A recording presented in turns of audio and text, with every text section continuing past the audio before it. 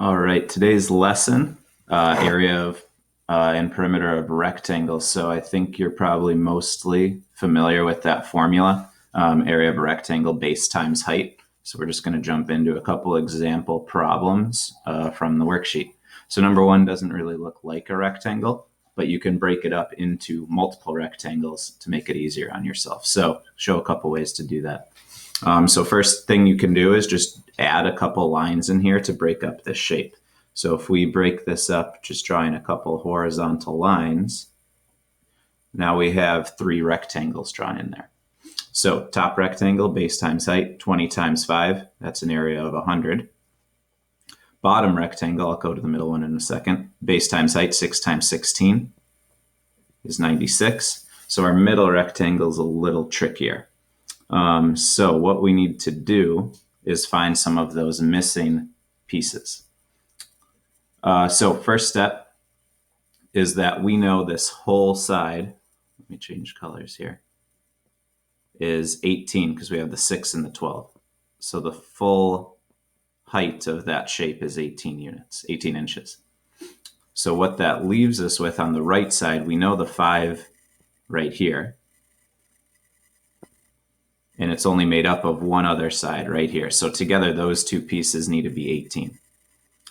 So all we need to do, 18 minus 5, leaves us with that whole piece of 13. So then our next step, because we just want this little piece, and we know from the left side of the shape that this in purple is 6. So to find what's in blue, 13 minus 6. So in blue there, let me get rid of a few colors again.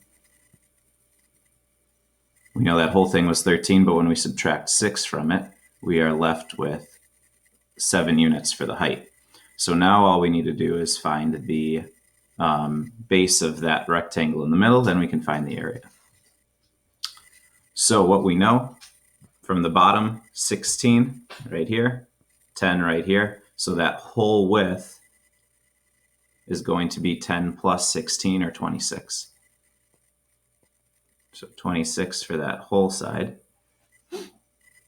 which means the whole top side should be 26 as well. And if we know that this piece is 20, our only other width in here is 6. So that's going to leave us with 6. And then if we know our full bottom piece is 16, 16 minus the 6 leaves us with 10 right there. So the area of that middle triangle is our 10 times our 7. Sorry, our middle rectangle, 10 times 7, which leaves us with an area of 70 in the middle. So the entire area equals 100 plus 70 plus 96, which equals 170 to 66. In this unit, very important with your units of measurement. So area, always units squared. So 266 inches squared. Final answer.